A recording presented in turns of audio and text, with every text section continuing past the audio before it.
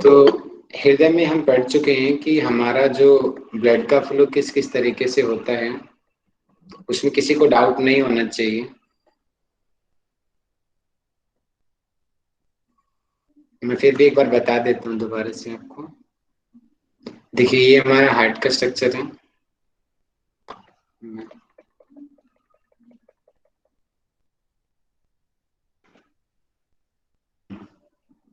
आप यहाँ से देखिए, ये हमारा हार्ट का स्ट्रक्चर है। ये राइट आर्टरियम बोलते हैं इसको, दाया अलिंद। और ये लेफ्ट आर्टरियम, बाया अलिंद होता है।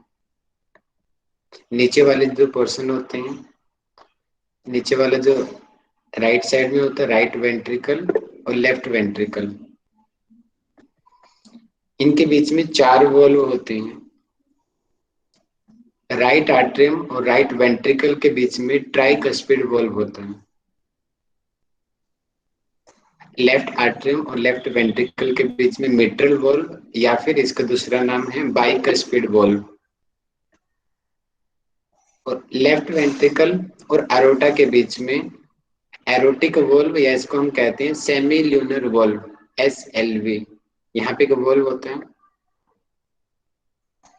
राइट वेंट्रिकल और पल्मोनरी आर्टरी के बीच में यहाँ पे वॉल्व होता है पल्मोनरी वॉल्व, या फिर इसको भी SLV बोलते हैं। दोनों अर्धचंद्राकार होते हैं। तो टोटल 4 वॉल्व हो गए हमारे हार्ट में। हमारे हार्ट में ब्लड का जो फ्लो है, एक बार कोई बता देंगे पीछे से, आपको आवाज तो नहीं आ रही है किसी को? नहीं, वॉइस क्लियर नहीं है। आ रही भैया, ठीक है। क्लियर है वॉइस। तो हमारे हार्ट में पल्मोनरी वेन्स के जरिए लेफ्ट आर्टरी में ब्लड आता है। ये प्योर ब्लड होता है, लंग से होते हुए आता है ये। और लेफ्ट आर्टरियम से होता हुआ लेफ्ट वेंट्रिकल में आता है बाइकस्पिड वॉल्व के जरिए। लेफ्ट वेंट्रिकल से सेमिल्यूनर वॉल्व के से होता हुआ अरोटा में जाता है, और अरोटा से पूरे शरीर में फैल जाता है शुद्ध रक्त, धमनी, महाधमनी, धमनिकाएं। और फिर शरीर से इकट्ठा होता हुआ जो अशुद्ध रक्त है, वो हमारी जो वेन्स हैं उसमें इकट्ठा होके आता है। जो कंधे से नीचे वाले भाग का जो अशुद्ध रक्त है, उसको इंफीरियर वेना कावा, वो राइट आर्टरी में लेकर आती है। और कंधे से ऊपर का, जैसे कि गला और ऊपर स्कल का, ब्रेन का ऊपर का जो अशुद्ध रक्त है, वो सुपीरियर वेना कावा, SVC लेकर आती है। और एक कोरोनरी है जो हार्ट का अशुद्ध रक्त लेके आते हैं। तो 3 डक्ट होती हैं ये जो राइट आर्टरियम में लेके आते हैं। राइट आर्टरियम से जो अशुद्ध रक्त है, ट्राइकस्पिड वॉल्व से होता हुआ राइट वेंट्रिकल में आता है। राइट वेंट्रिकल से जब यहाँ पे एक्शन पोटेंशियल जनरेट होता है, उसका प्रभाव पड़ता है, तो वो सेमिल्यूनर वॉल्व या पल्मोनरी वॉल्व से होता हुआ, पल्मोनरी आर्टरी से होता हुआ लंग्स में चला जाता है। तो ये है पूरा का पूरा हार्ट साइकिल। आज हम पढ़ेंगे कि इस प्रोसेस में टोटल कितना टाइम लगता है।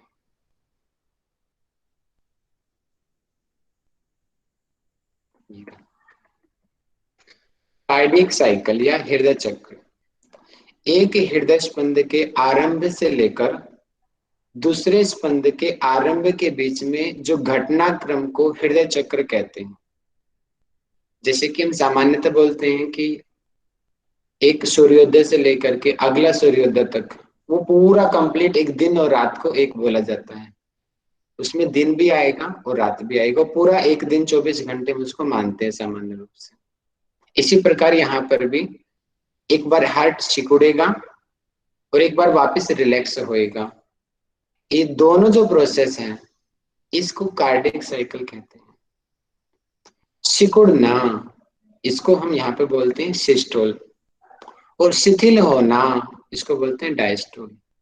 जैसे कि ये जो मेरा हाथ आपको दिखाई दे रहा होगा, अब हाथ को मेरे हाथ के अंदर कोई चीज होगी, अगर मैं अपने हाथ को बंद करूंगा तो उस चीज पे प्रेशर बनेगा और वो बाहर की तरफ निकलेगी। और मैं अगर एकदम से झटके से हाथ को बंद करूंगा तो वो चीज जो होगी एकदम से झटके से बाहर की तरफ जाएगी।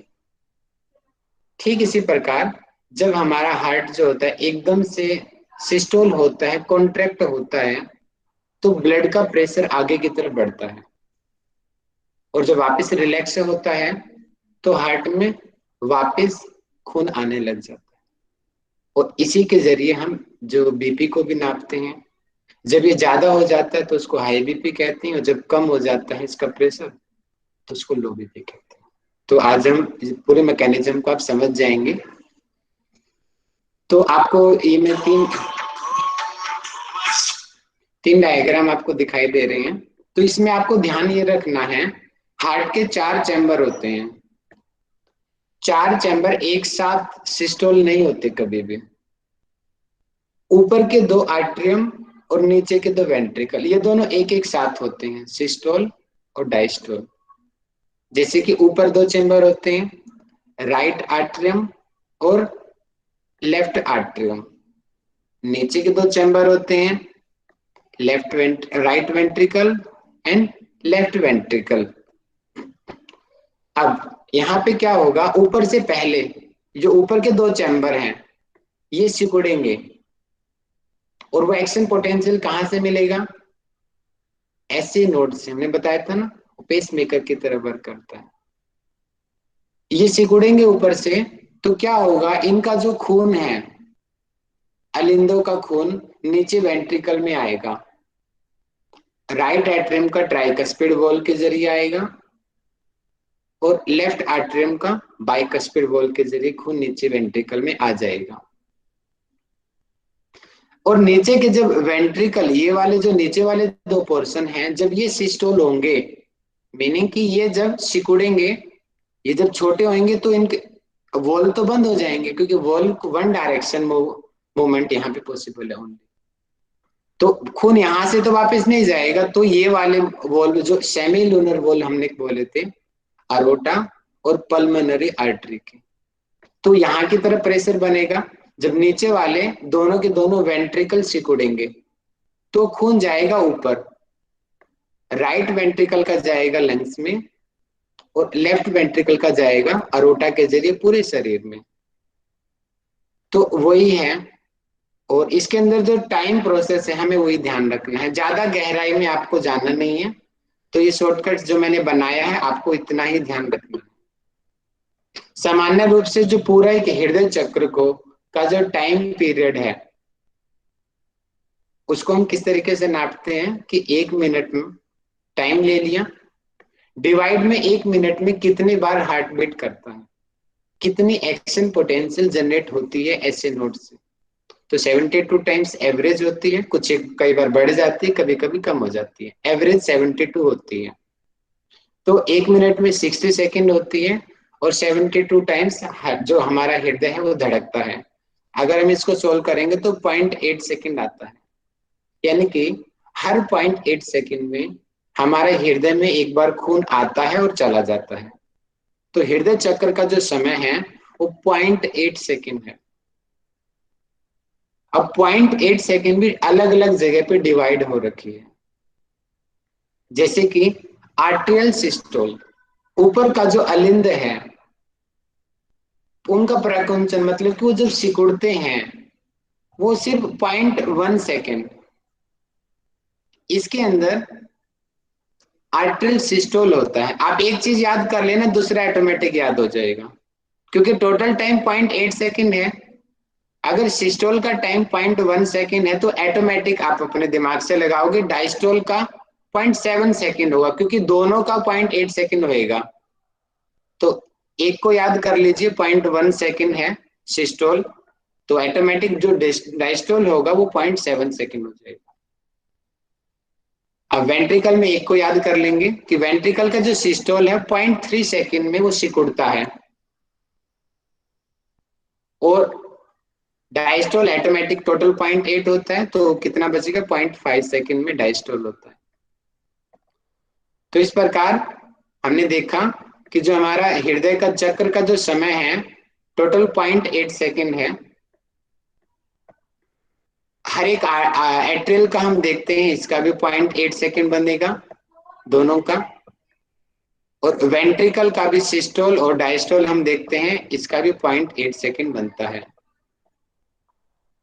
ठीक है, यानी कि इसका दोबारा से आप समझ गए होंगे, साइस्टोल मतलब कि सिकुड़ना, तभी तो खून आगे बढ़ेगा ना, जब उसकी तरफ दबाव बनेगा तो धक्का देगा वो। और डायस्टोल जब रिलैक्स होएगा, इसका मतलब जो सिस्टोल हो रहा है तो खून वहां से आगे कहीं और जा रहा है। अगर आर्टेरियल में, अलिंद में अगर सिस्टोल हो रहा है तो खून जाएगा वेंट्रिकल में, नीचे नीले में जाएगा। और जब आर्टेरियल हमारे डायस्टोल हो रहे हैं, रिलैक्स हो रहे हैं, तो मतलब कि ये वापस अपनी पोजीशन में आएंगे, तो इसमें वापस खून भर जाएगा। यानी कि खून भरने का टाइम कितना है? 0.7 सेकेंड। और खाली होने का टाइम कितना है?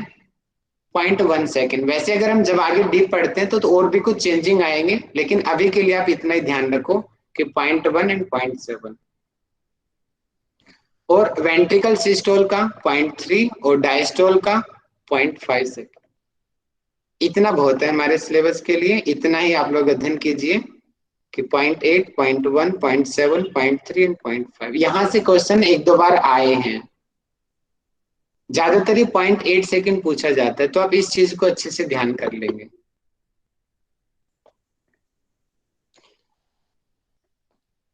एक जो बोलते हैं कि हमारा हृदय भी रिलैक्स होता है, जैसे कि हम सामान्य भाषा में कहते हैं कि हमें भी रात्रि को नींद की आवश्यकता होती है, शरीर को रिलैक्स करना होता है, हृदय 24 घंटे धड़कता रहता है।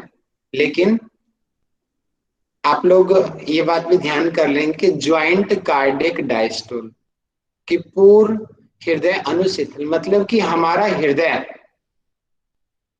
हर 0.4 सेकेंड में रिलैक्स होता है, हमेशा काम नहीं करता, हर 0.4 सेकेंड में रिलैक्स होता है हमारा हृदय। ये वाला पॉइंट अब मेजर है, बहुत ज्यादा अच्छे से आप इसको रिलैक्स नोट कर लेंगे कि इस समय अलिंद यानी कि आर्ट्रियम और निलय यानी कि वेंट्रिकल, ये दोनों शिथिल अर्थात रिलैक्स होते हैं। आगे हम पढ़ते हैं स्ट्रोक वॉल्यूम, मतलब कि प्रवाह आयतन। अब एक बार जब हार्ट हमारा सिस्टोल हुआ, यानी कि जब नीचे के वेंट्रिकल जब सिस्टोल हुए, तो कितना खून बाहर जाना चाहिए? देखिए यहाँ पे देखो, एक पिक्चर से समझाने की कोशिश की जा रही है, आप समझने की कोशिश करें। यहाँ पे नीचे ग्लास दिखाया गया है, लेकिन एक्चुअल में वो शरीर के अंदर जाता है खून। कि एक बार जब हमारा नीचे के जो वेंट्रिकल जब सिस्टोल होते हैं, सिकुड़ते हैं, तो लगभग 70 मिलीलीटर जो खून है वो हृदय से बाहर जाता है एक बार में। और इसे ही स्ट्रोक वॉल्यूम कहते हैं, प्रवाह आयतन। और जब ऐसा ऐसा बार बार, 1 मिनट में कितनी बार जाता है? 72 बार। तो 1 मिनट में 72 बार ऐसा करेगा, तो लगभग 1 मिनट में देखिए हमारे हृदय से जो खून है, लगभग 5400 मिलीलीटर खून जाता है बाहर। और एवरेजली हम कह देते हैं 5 लीटर खून हृदय से 1 मिनट में क्रॉस होता है। और सारा दिन इसी प्रकार ये सर्कल चलता रहता है। इतना फास्ट प्रोसेस है हमारे हृदय का। थोड़ी देर के लिए भी हृदय कार्य कम अपना करना बंद कर दे, तो हमारी सेल्स को ठीक तरीके से न्यूट्रिशन या नहीं मिलेगा, जिसकी वजह से शरीर डेथ हो जाती है। तो हमारा हृदय ही ऐसा है जो जीवन से लेकर के, पैदा होने से लेकर के मरने से पहले तक काम करता रहता है। बाकी ऑर्गन अगर बंद भी हो जाएंगे तो काम चल जाएगा, लेकिन अगर ये वाला कुछ समय के लिए भी बंद हो जाएगा तो तुरंत मृत्यु हो जाएगी। एक तो हमारा हार्ट, और हार्ट के साथ में ही रिलेटेड होता है लंग्स। ये दोनों इतने इंपॉर्टेंट हमारे ऑर्गन होते हैं, कुछ समय के लिए भी बंद हो गए तो तुरंत मृत्यु हो जाएगी। तो आपको सिस्टोल और डायस्टोल समझ आ गया तो ब्लड प्रेशर आपको बहुत आसानी से समझ आ जाएगा। देखिए ब्लड प्रेशर क्या है, ये बीमारी में आता है, सामान्य रूप से ब्लड प्रेशर सबको होते हैं, यानी कि ब्लड का प्रेशर, उसी को ब्लड प्रेशर कहते हैं। कि रक्त वाहिनियों के भीतर अर्थात ब्लड वेसल्स के अंदर प्रवाहित होने वाले रक्त को, जो ब्लड जो अंदर मूव कर रहा है ब्लड वेसल्स के अंदर, उनकी भित्तियों पर, मतलब कि उनकी मेम्ब्रेन के ऊपर, यानी कि उनके बाहर की तरफ, कवर की तरफ पड़ने वाला दबाव, जो प्रेशर पड़ रहा है, उसको ही ब्लड प्रेशर कहते हैं। जैसे मैं एक डायग्राम से समझाना चाहता हूं आपको। ये एक ब्लड वेसल्स है, ठीक है, खून की नली। अब इसके अंदर ये ब्लड है, मूव कर रहा है इस प्रकार। अब इसका प्रेशर यहाँ पर भी होएगा, है ना, क्योंकि मूव करेगा तो इसकी दीवारों के ऊपर भी इसका दबाव पड़ेगा, तभी तो ये आगे बढ़ेगा। और पीछे से सबसे मेन सोर्स क्या है इसको मूव करने वाला? हमारा हार्ट, क्योंकि यहां से ऐसे नोड एक्शन पोटेंशियल जनरेट करता है 1 मिनट में 72 बार, और जिसकी वजह से सिस्टोल डायस्टोल होते रहते हैं।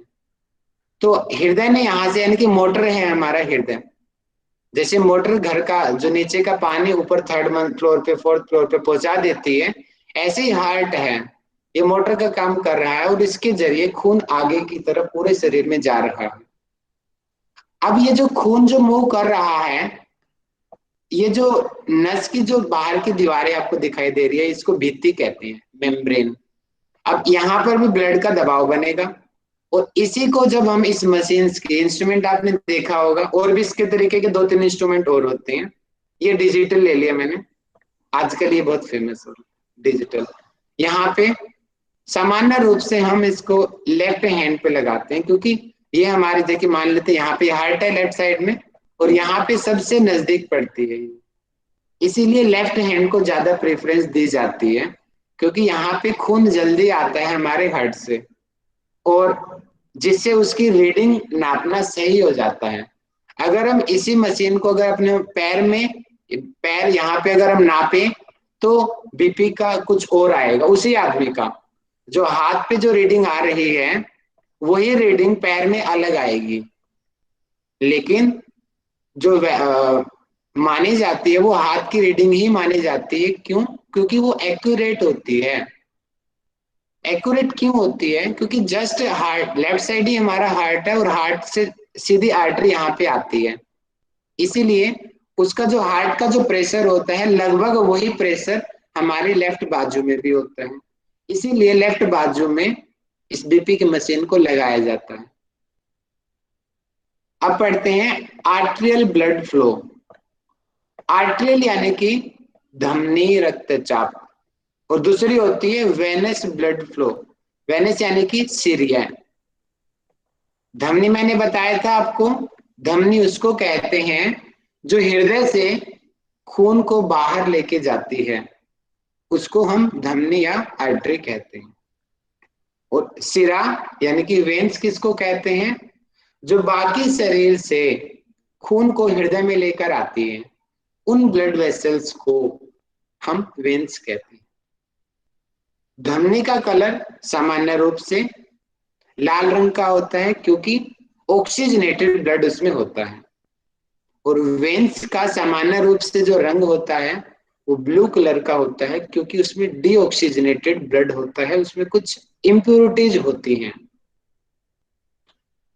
अब धमनी जो है वो हृदय से रक्त को बाहर लेके जाती है शरीर में। इसका मतलब अभी हमने बताया था, जैसे कि एग्जाम्पल दिया कि हृदय के पास में हाथ है, यहाँ पे हम देख रहे हैं ब्लड बीपी, यहाँ पे इस मशीन में कितना आया हुआ है? 130 से 79 शो कर रहा है। अगर इस मशीन को मैं यहाँ पे नीचे लगाऊंगा तो क्या पता 120/70 आए, वो पैर में लगाऊंगा तो क्या पता 100/50 आए। ऐसा होता है, यानी कि जो हृदय के जो पास में जो डक्ट है, जो ब्लड वेसल्स है, वहां पर अगर हम रीडिंग को नोट करेंगे तो उसका ब्लड प्रेशर ज्यादा होगा, बीपी ज्यादा होगा। और नीचे दूर वाले भाग में अगर हम नोट करेंगे तो उसका बीपी कम होगा। अब मुझे माइक खोल के बताएंगे, हार्ट के सबसे करीब कौन सी होती है? आर्टरी होती है या वेन्स होता है? आर्टरीज होती हैं। आर्टरीज। आर्टरी होती है सर। वेंट। Very good. राजेश जी, क्यों आर्टरी होती है, थोड़ा बताओ। क्योंकि सर उसके अंदर ब्लड आता है और उसके बाद पंपिंग करके वापस रिटर्न बॉडी में भेजता है, तो वो सबसे नजदीक होती है सर। Very good. तो देखिए वहां से शुद्ध रक्त जा रहा है, और वेन से कहां से स्टार्ट होंगी? टिश्यू से लेकर के। टिश्यू तो दूर होंगे ना, वहां से वेन स्टार्ट होगी, जबकि आर्टरी तो हार्ट के जस्ट स्टार्ट हो रही है। इसीलिए, और हमने पढ़ा है कि हार्ट पे जस्ट जो ब्लड वेसल होगी उसमें बीपी ज्यादा होगा, और दूर वाली जो ब्लड वेसल होगी उसमें बीपी कम होगा। इसी नियम के आधार पे कहा जाता है कि जो हमारी धमनीय रक्तचाप है वो अधिक होता है आर्टरी के अंदर, और वेन्स के अंदर कम होता है।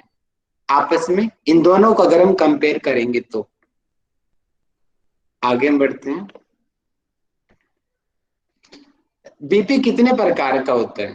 टाइप्स ऑफ ब्लड प्रेशर दो प्रकार का होता है, systole blood pressure and diastole blood pressure. अब कोई मुझे पर्सन बताएगा, मुझे प्रेरणा जी बताएंगी। सिस्टोल ब्लड प्रेशर मैंने कल भी समझाया था, क्या होता है सिस्टोल, और डायस्टोल क्या होता है, जरा बताओ।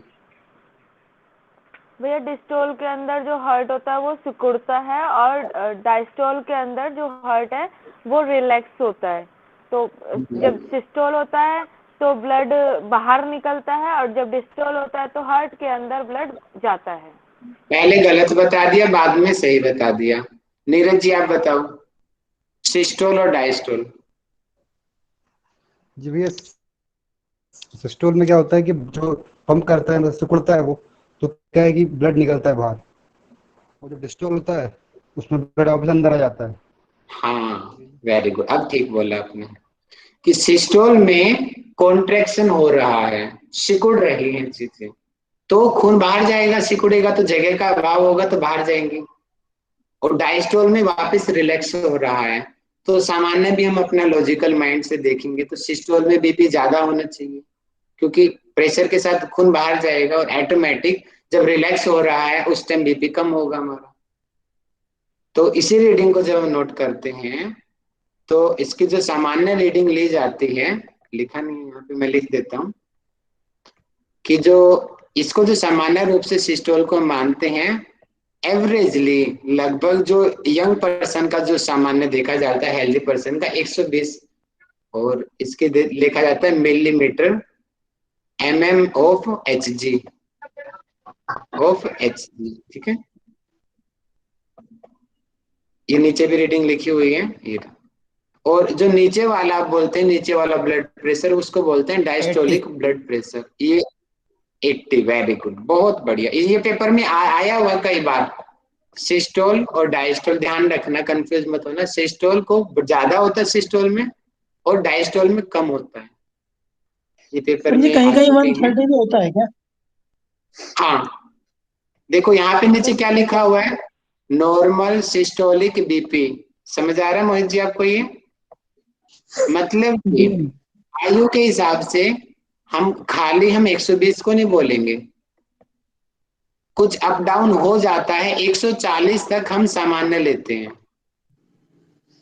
40-50 की एज में 140 बीपी नॉर्मल होता है, वो बीमारी नहीं होती है। जबकि लोग 140 में भी दवाइयां खाने लग जाते हैं, वो खानी नहीं चाहिए। नहीं सर, वैसे हम नॉर्मल क्या मानेंगे, इसे 120 मानेंगे या 130 नॉर्मल मानेंगे? 120 मानेंगे, 120 मानेंगे। ठीक है। जी जी। और नॉर्मल डायस्टोलिक बीपी, यानी कि जो नीचे वाला होता है, जब रिलैक्स हो रहा होता है हमारा हार्ट,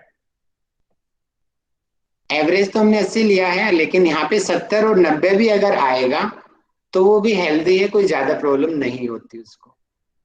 लेकिन 70 से कम होएगा, 60 पे 50 पे आएगा, उस आदमी को चक्कर आने लग जाएंगे, उसको हम बोलते हैं लो ब्लड प्रेशर, निम्न रक्तचाप। और जब ये 90 से ऊपर, ये नीचे वाला और ऊपर वाला 140 से ऊपर बढ़ जाएगा, उसको हम कहते हैं हाई बीपी, उच्च रक्तचाप। तो फिर वो आगे बीमारी आ जाती है अगर बीपी इनसे ज्यादा होता है तो। ठीक है, वो बीमारी का ट्रीटमेंट मैं बाद में पढ़ाऊंगा आपको। बीमारी तो समझ आ गई होगी क्यों ऐसा होता है। तो यहाँ पे हमारा ये हार्ट का ये कंप्लीट हुआ। और अब मैं आपको रिस्पिरेटरी पढ़ाता हूँ, उसके बाद में फिर आपके डाउट्स में लूंगा। रिस्पिरेटरी सिस्टम,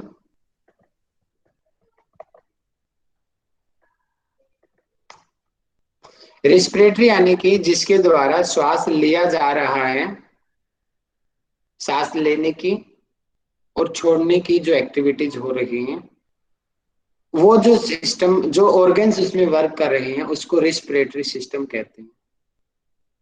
जैसे कि सिस्टम में, सिस्टम किसको बोलते हैं?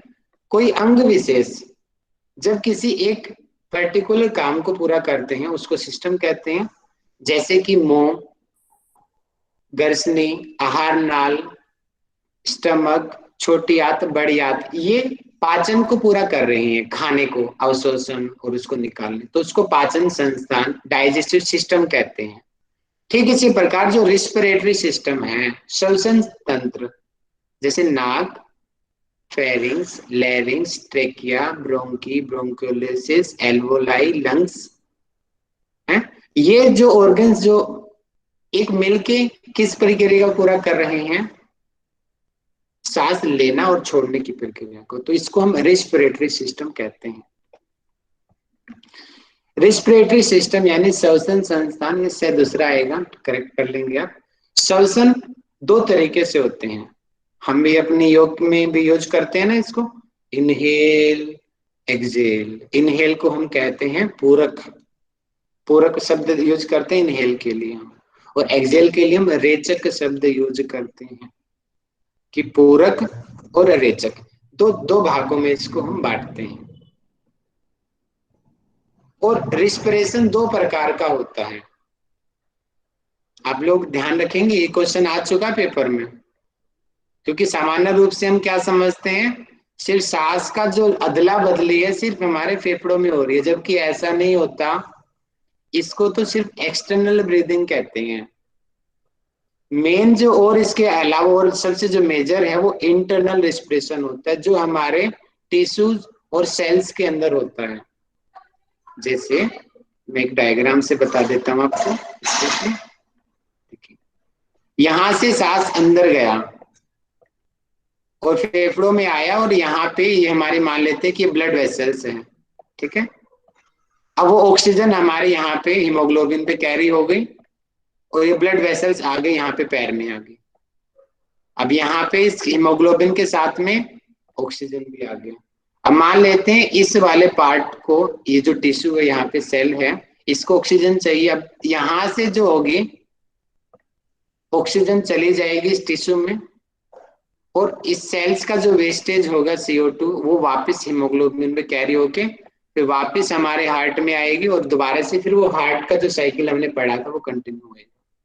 तो यहां से हमने पढ़ा कि जो एक्सचेंज हो रहा है, एक तो हमारे फेफड़े यानी कि इसको हम बोलते हैं सामान्य रूप से एल्वोलाई, और जो ब्लड वेसल्स के बीच में हो रहा है, इसको बोलते हैं हम एक्सटर्नल रिस्पिरेशन, बाह्य श्वसन, पल्मोनरी रिस्पिरेटरी भी इसको बोला जाता है। और दूसरा वाला जो रिस्पिरेशन है इंटरनल रिस्पिरेशन, की आंतरिक श्वसन, जो मैंने यहाँ पे बताया ना अभी, ये जो ब्लड वेसल्स ऑक्सीजन को कैरी करके हीमोग्लोबिन आया यहाँ पे, और यहाँ पे जो एक्सचेंज हुआ O2 और CO2 का, इसको इंटरनल रिस्पिरेशन कहते हैं। तो ये दो प्रकार होते हैं, ध्यान रखेंगे इसको रिस्पिरेशन के। और दूसरा ये एक्सेल और इनहेल आपको पता ही होगा। और आपको यहाँ पे, चलो मोहित जी आप मुझे माइक खोल के बताएंगे, हम योग में सामान्य रूप से यूज करते हैं कि सांस को भरो, पेट की डायरेक्शन क्या होनी चाहिए, बताइए जरा। सर मैं बोलूं? जी बताइए। सर हम जब सांस लेते हैं तो पेट बाहर की तरफ आना चाहिए, मतलब फूलना चाहिए। पेट फूलना चाहिए, उसकी मैकेनिज्म आप बता सकते हो क्यों फूलता है पेट हमारा? नहीं सर, इसका मैकेनिज्म मुझको पता नहीं, मुझको जितना पता है सांस तो लंग्स तक ही आता है, लेकिन पेट क्यों फूलना चाहिए इसका मुझको पता नहीं। भावना डायफ्राम चौधरी जी। नीचे आता है। डायफ्राम की वजह से। हेलो, डायफ्राम अप होता है तो डायफ्राम की पेट वजह से होता प्रेशर है, वो होता अप है, और डाउन होता है नीचे ना ही वो। रहता है। अरे तो रिलैक्स हो जाओ, रिलैक्स हो जाओ, कोशिश किया करो मैं जिसका नाम लूं वो पर्सन पर्टिकुलर बताए। ये डायफ्राम मसल्स ये सुकड़ती और वो होती है ना, इसकी वजह से होता है वेरी ये। गुड। देखो डायग्राम को आप ध्यान से देखोगे आप समझ जाओगे, ध्यान से इसको जज करो। देखो इनहेल हो रहा है, सांस अंदर लिया जा रहा है, तो क्या हो रहा है, देखो हमारे, देखो एरो बाहर की तरफ जा रही है, इसका मतलब हमारे लंग्स खुल रहे हैं, चेस्ट हमारी एक्सपेंड हो रही है। और देखिए जो डायफ्राम है हल्का सा, देखो एरो नीचे की तरफ आई हुई है ना, जो डायफ्राम है हल्का सा नीचे की तरफ आएगा, और जब डायफ्राम नीचे की तरफ आएगा तो हमें ऐसा लगता है कि हमारा पेट फूल रहा है। और जब हम देखो एक्सेल कर रहे हैं तो देखो जब सांस बाहर जा रही है हमारे नाक से, तो लंग्स से भी बाहर जा रही है, तो लंग्स सिकुड़ेंगे, छोटे होंगे लंग्स, हमारी छाती छोटी होती है। और देखो उसके साथ साथ में डायफ्राम की मसल, देखिए यहाँ पे डायफ्राम की मसल का देखो स्ट्रक्चर क्या है, और यहाँ पे देखो कितना अंदर चला गया। इसलिए हम बोलते हैं जो एक्सेल के दौरान पेट सामान्य रूप से अंदर जाना चाहिए, उसको बोलते हैं सही आपका श्वसन हो रहा है। लेकिन कई लोगों का उल्टा होता है, तो उन लोगों को, आप योग में हैं तो इस चीज को अच्छे से ध्यान रखेंगे। जब राइट जो ब्रीदिंग पैटर्न है तो इनहेल के दौरान हमारा जो स्टमक बाहर की तरफ फूलता है उसमें, और एक्सेल की तरफ अंदर जाता है। इसको आप और भी अच्छे तरीके से किसी छोटे बच्चे को देखेंगे ना, छोटे बच्चे के तो वो ज्यादा ही दिखेगा, पेट इतना फूल जाएगा जब वो सांस लेता है, और छोड़ता पेट बिल्कुल अंदर चला जाएगा, वो एक्चुअल ब्रीदिंग होती है। और हम अपनी आदतों के साथ में उस ब्रीदिंग को चेंज कर देते हैं, तभी तो हम बीमार होते हैं। तो एक्चुअल ब्रीदिंग ये है, ठीक है। इनहेल में पेट फूलना और एक्सेल में पेट अंदर जाना, और इसके पीछे की मैकेनिज्म होती है डायफ्राम की मसल्स की मूवमेंट, जिसकी वजह से पेट अंदर और बाहर हमें लगता है। रिस्पिरेटरी ट्रैक्ट मतलब कि जो श्वसनीय संस्थान के रास्ते में आने वाले अंग, जैसे हमने पाचन संस्थान का पढ़ा था ना, पाचन संस्थान, मुझे कोई मुझे बताएं, भावना चौधरी जी आप मुझे माइक खोल के बताओ, पाचन संस्थान का एलिमेंट्री ट्रैक मैंने पढ़ाया था, उसके अंग बताओ।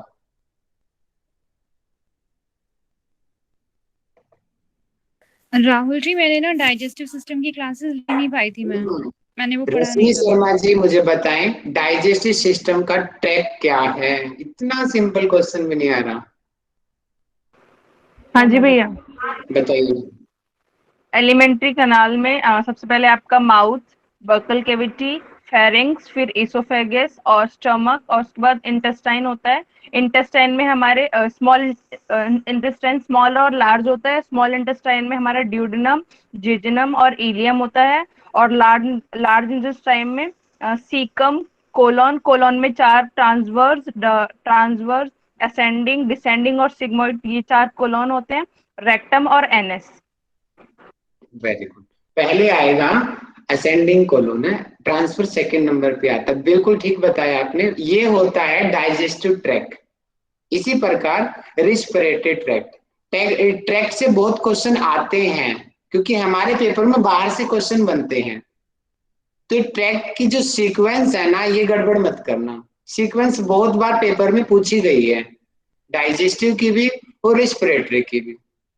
डाइजेस्टिव में सबसे पहले नाक आती है, नाक से सांस जाएगा ना, नाक सबसे पहले, डायरेक्ट गले में थोड़ी चला जाएगा, नाक से गया, नाक के बाद में यहाँ पे आएगा फेरिंग्स यानी कि ग्रसनी, दिख रहा है ये रहा फेरिंग्स। फेरिंग्स के बाद में लैरिंग्स जिसको हम स्वर यंत्र भी कहते हैं। लैरिंग्स के बाद में ये जो ट्रेकिया, ये आपको दिखाई दे रही है स्काई कलर में, इसको ट्रेकिया बोलते हैं, ट्रेकिया में आया। अब ट्रेकिया के बाद में यहाँ पे प्राइमरी सेकेंडरी में कन्वर्ट होती है, सामान्य रूप से हम उसको ब्रोंकी बोलते हैं, ब्रोंकी, ये आपको दिखाई दे रहा है ब्रोंकी।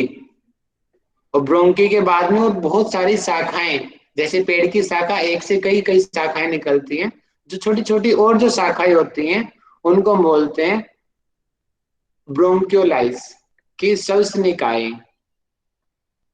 और उसके बाद में जो एंडिंग जो पॉइंट होता है गुब्बारे की तरह होता है, यहाँ पे छोटा सा दिख रहा है आपको, ध्यान से देखेंगे तो गुब्बारे की तरह जो एंडिंग में होता है, जैसे कि पेड़ के एंड में क्या होता है, पत्ते होते हैं ना टहनी के एंड में, उसी प्रकार ये पेड़ की शाखाएं हैं, पेड़ की तरह शाखाएं हैं हमारे फेफड़ों में, और उसके जो एंडिंग पॉइंट में यहाँ पे एल्वोलाई होता है, और एल्वोलाई का स्ट्रक्चर गुब्बारे की तरह होता है।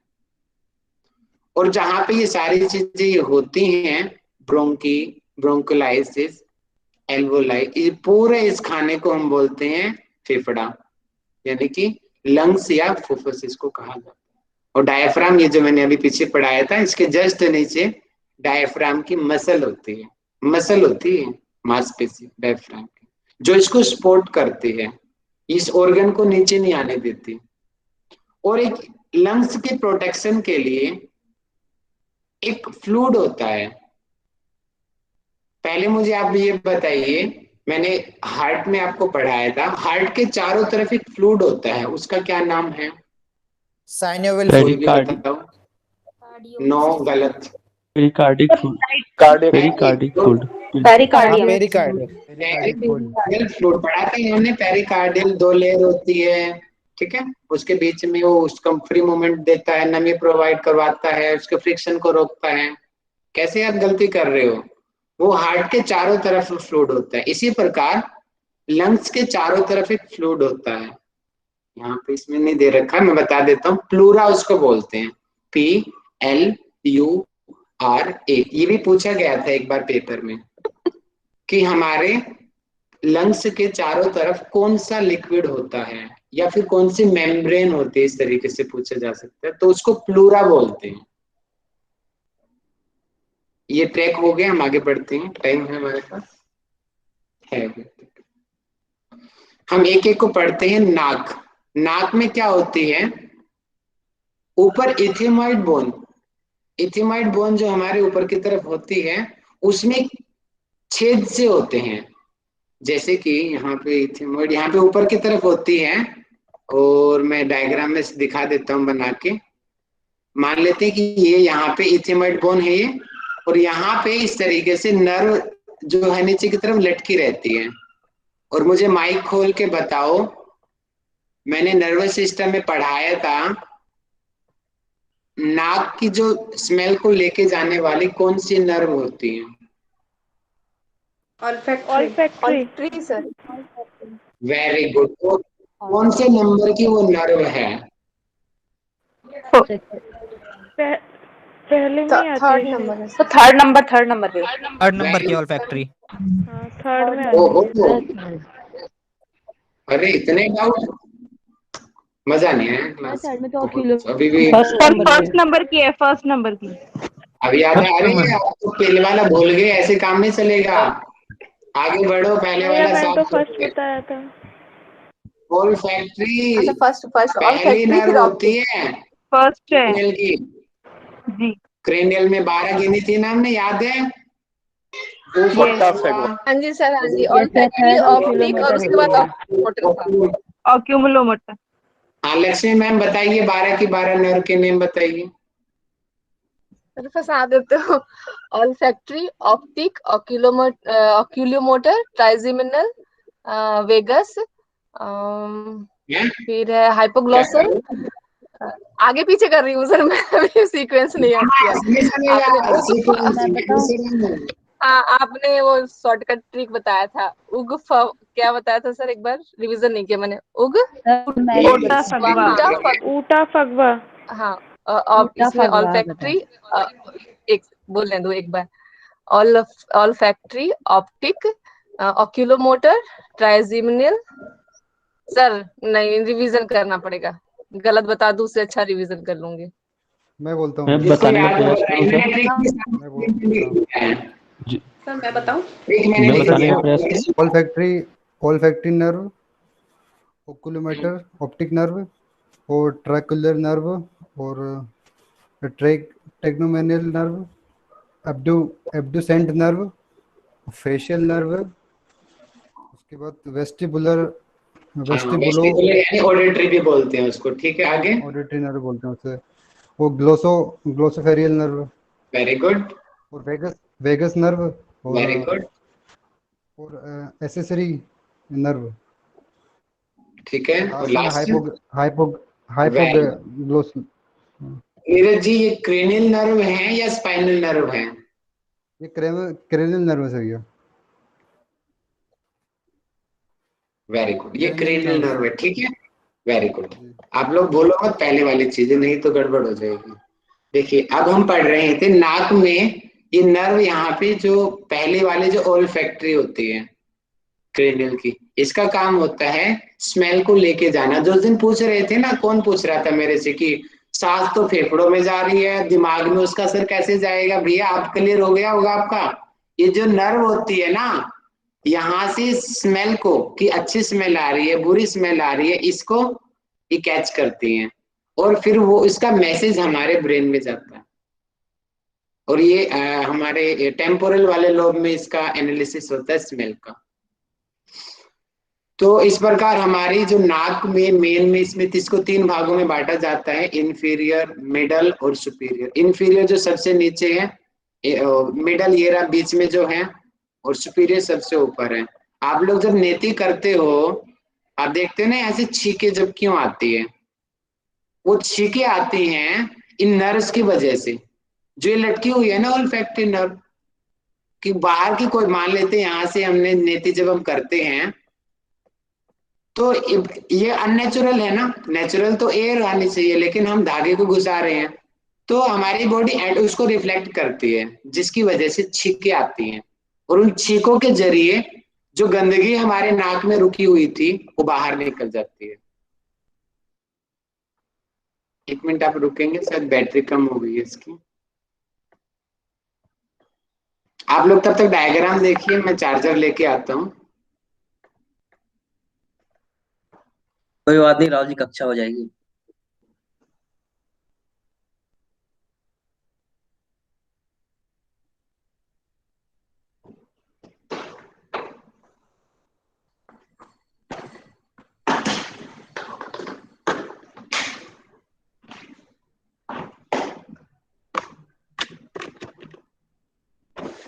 ठीक है, थैंक यू।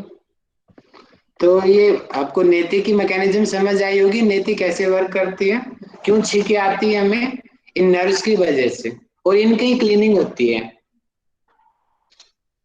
और यहाँ से उसको लेके आते हैं, हाथ डाल के उस नेति को पकड़ के हम खींच लेते हैं और उसको घुमाते हैं, तो इसी ट्रैक की सफाई होती है।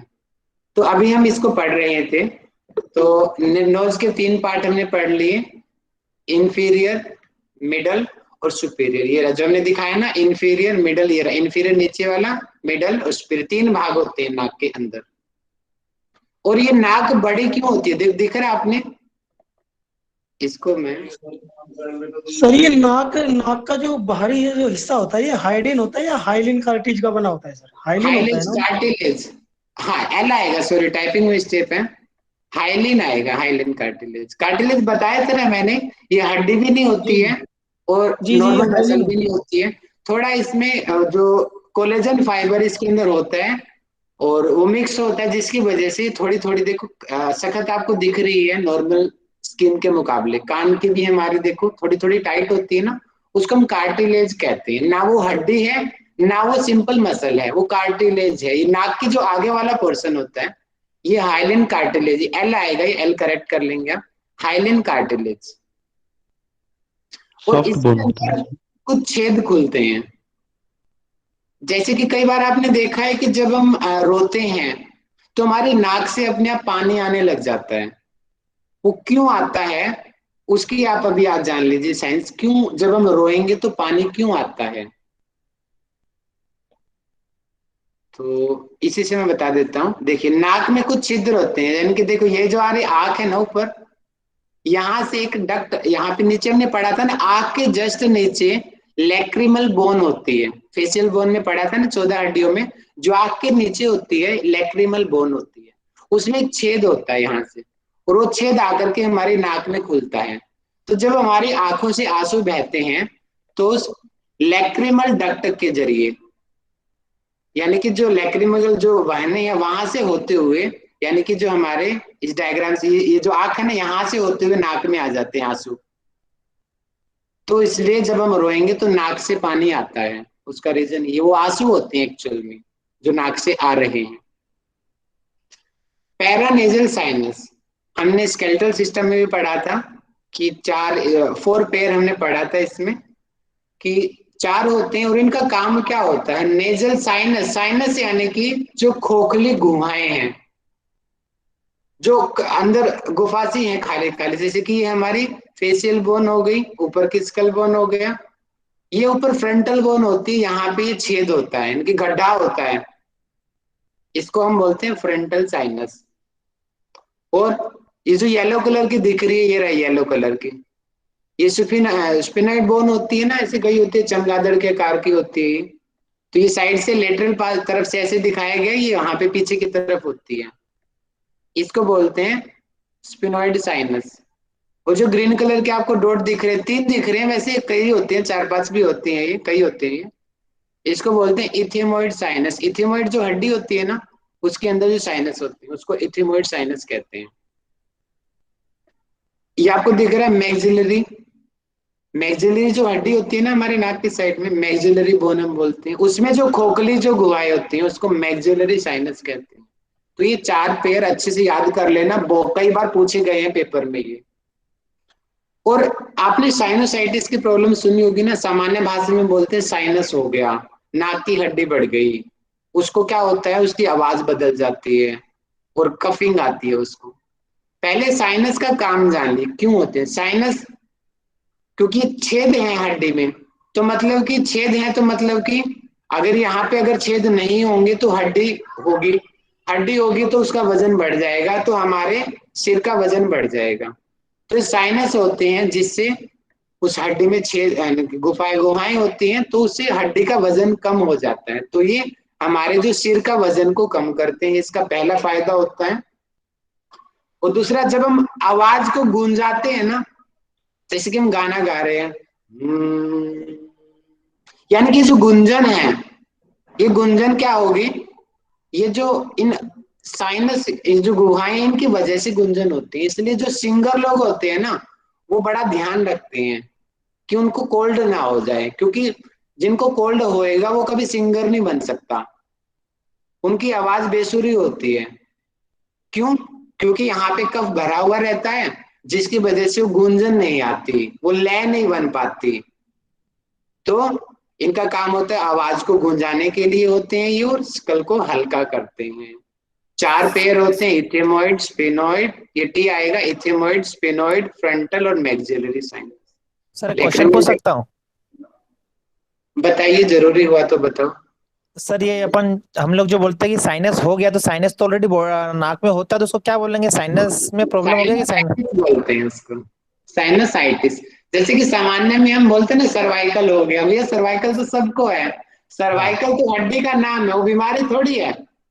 सर्वाइकल स्पॉन्डिलाइसिस, लोसिस, ये 3-4 तरीके की होती है वो, तो उसको लेकिन हम साइनसाइटिस बोला सामान्य जाएगा। भाषा में बोल देते हैं। ऐसे साइनस, साइनस तो सबको है, वो साइनोसाइटिस होता है जो प्रॉब्लम होती है, ठीक है। Okay okay. इन गुहाओं में जो गड्ढे हैं, इसमें जब कफ बढ़ जाता है, पानी बढ़ जाता है, जिससे बैक्टीरिया पनपने लगते हैं अंदर, वो कफ की वजह से। और फिर हमने पढ़ा था कि हड्डी में, या सामान्य रूप से आपने देखा होगा कि जब हमारी जो दीवार होती है घर में, वो सील जाती है, ऐसे ही जब यहाँ पे ज्यादा लंबे टाइम तक वो कफ क्या है, पानी तो है, वो ज्यादा देर तक जब रुका रहेगा, तो जैसे दीवार में सीलन आ जाती है, ऐसे ही इनकी हड्डी है, इनमें सीलन आ जाती है, और जिसकी वजह से इनमें स्वेलिंग हो जाती है, और फिर डॉक्टर बोल देते हैं एक्सरे में इसकी तो हड्डी बढ़ गई। वो एक्चुअल में हड्डी बढ़ती नहीं है, वो हड्डी में सूजन होती है। जब हम नेति करते हैं तो पानी निकल जाता है हड्डी का, और उसकी सूजन दूर हो जाती है, तो बोलते हैं साइनोसाइटिस ठीक हो गया नेति करने से। ठीक है, सर सर ये नाक में मस्सा होता है तो वो क्या होता है? सर नाक में मस्सा होता है वो क्या होता है? बताता हूँ, रुको। मस्सा, देखिए नाक में ब्लड वेसल्स भी होती हैं, ज्यादा गर्मी में हम देखते हैं ना कि नाक से खून आ जाता है, कई बार नेति करने से भी खून आ जाता है, यहाँ पे जो छोटी छोटी ब्लड वेसल्स होती है ना वो फट जाती हैं। जब कई बार ज्यादा अंदर से कोई नुकीली चीज जाएगी तो अंदर फिर वो गट्ठा सा बन जाती है, वही मस्सा होता है अंदर, ठीक है, वो बन जाना। तो हम पढ़ते हैं फेरिंग्स यानी कि ग्रसनी।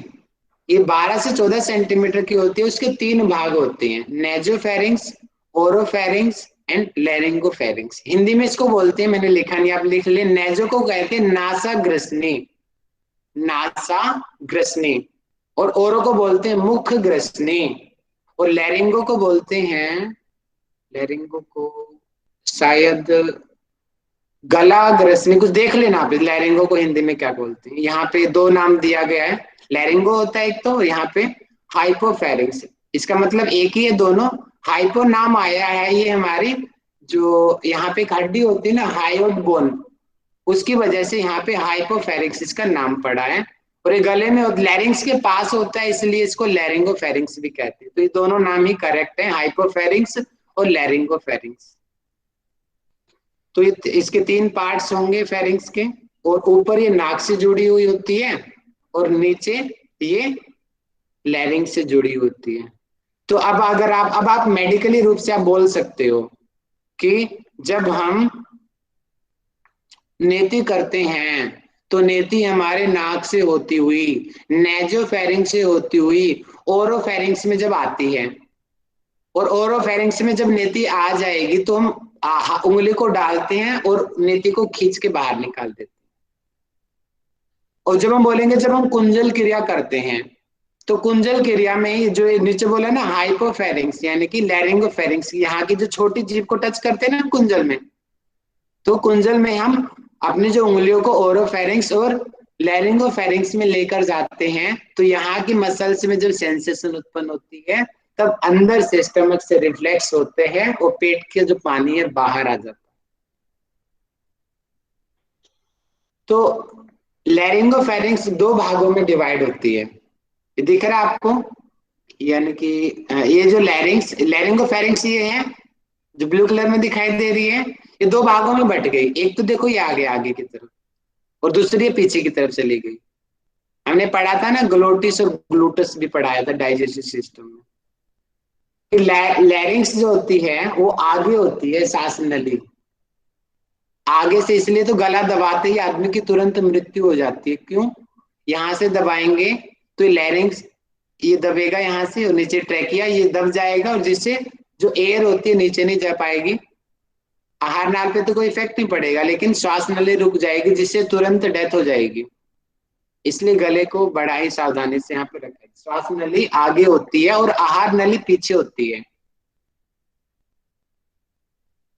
और इसमें है एपिग्लोटिस, ये पेपर में एक बार पूछा गया था एपिग्लोटिस किसका बनता है, तो ये इलास्टिक कार्टिलेज का बनता है।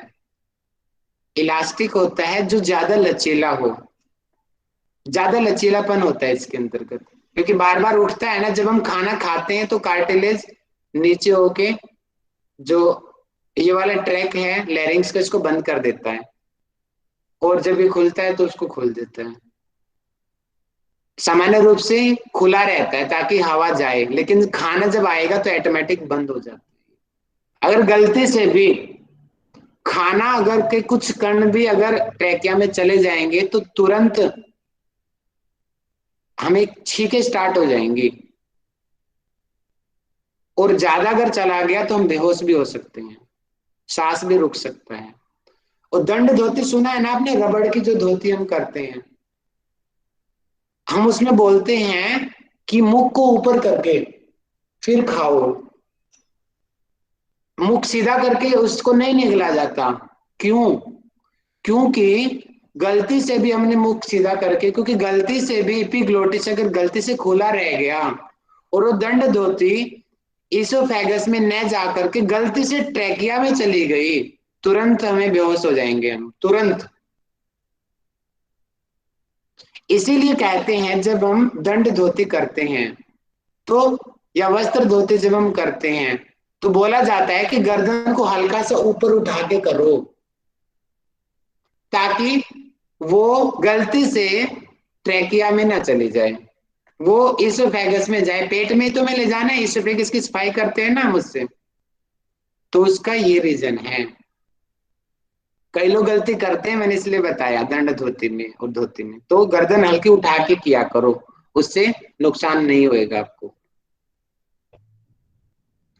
लैरिंग्स, लैरिंग्स को हम बोलते हैं स्वर यंत्र, और इसी में थायराइड ग्लैंड भी होती है, दो लोगों में डिवाइड होती है थायराइड, एक लेफ्ट साइड में राइट साइड में। थायराइड के पीछे चार जो होती हैं मसूर के दाने की तरह छोटे छोटे जो डॉट होती हैं, वो पैराथायराइड ग्लैंड होती है। और ये वाला भी पॉइंट ध्यान रखेंगे, बहुत इंपॉर्टेंट है ये, कि ट्रेकिया को भी एडिमा एप्पल कहते हैं, ट्रेकिया को। टेंटुआ होगा, गलत है ये, टाइपिंग गलत हो रखी है, टेंटुआ होना चाहिए, ट्रेकिया नहीं होना चाहिए। आप करेक्ट कर लेंगे। टेंटुआ क्या होता है? हाँ जी, टेटवा ही है वो, टेटवा गलत हो गया। हाँ गलत हो, कोई बात नहीं नीरज जी, आज आपने टाइप किया था, हो जाता है, कोई बात नहीं। टेंटुआ, और टेंटुआ मैंने आपको रिप्रोडक्टिव सिस्टम में पढ़ाया था ना। टेंटुआ जो होता है, जब जैसे कि लड़कियों में 13 साल के बाद में जो रिप्रोडक्टिव के जो हार्मोन्स है वो डेवलप होते हैं, जेंट्स में भी होते हैं। तो उनके क्या क्या लक्षण होते हैं जेंट्स में? जैसे कि चेहरे पे दाढ़ी मूंछ आ जाना है, आवाज भारी और होना। शरीर की आवाज भारी होना। वो आवाज भारी क्यों होती है? टेंटुए की वजह से होती है। ये टेंटुआ हल्का सा बाहर उठ जाता है ना, और जेंट्स लोगों का ये ज्यादा उठा हुआ होता है बाहर, और लड़कियों का कम उठा हुआ होता है, जिसकी वजह से लड़कियों की सामान्य आवाज पतली होती है और आदमियों की ज्यादातर आवाज भारी होती है।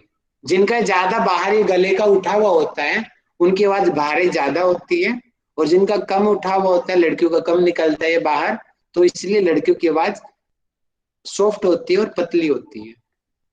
ये वी के कार का होता है, गड्ढा सा होता है, ठीक है। थायराइड नोच भी इसको कहते हैं। एडम्स एप्पल कहते हैं सर, एडम्स एप्पल, आदम का सेव। और जो फर्स्ट मैन था ना उनका एडम एप्पल। हाँ एडम्स एप्पल। हाँ ये रहा एडम। हाँ ये कॉमन ही आना चाहिए ना, एडमेस एप्पल होना चाहिए ना। नहीं नहीं, ऐसे ठीक है, मुझे लगता है स्पेलिंग मिस्टेक। एडम्स है, मतलब पहला जो मैन था ना अर्थ पे, एडम्स एंड ईव जो महिला थी, हाँ एडम्स, तो इसी उसके नाम पे ये पड़ा था एडम्स एप्पल। बहुत बढ़िया, बहुत बढ़िया, आपने तो बता भी दिया क्यों इसका नाम पड़ा। बहुत बढ़िया, एडमेस एप्पल, ठीक है। इसको बोलिए, इसका नाम है एडम्स नहीं, एडम्स आदमी है ना, आदम, Adam's. Adam's apple. Sir ADAM है स्पेलिंग, ADAM। स्पेलिंग मिस्टेक है ये। ADA, आगे आएगा A और M है ना, ये आएगा ना। हाँ फिर हेपोट्रेफिस S, ठीक है, एडम्स एप्पल। ये आप इसको स्पेलिंग देख लेंगे सिर्फ, ठीक है। तो MA आगे पीछे हो गया। आगे बढ़ते हैं। ट्रेकिया, ट्रेकिया क्या होती है? अभी टाइम तो हो गया हमारा, हम कल पढ़ेंगे। चलो, ट्रेकिया, ब्रोंकी, ब्रोंकाइस और लंग्स, ये हम कल पढ़ लेते हैं, ठीक है। टाइम ज्यादा हो गया आज।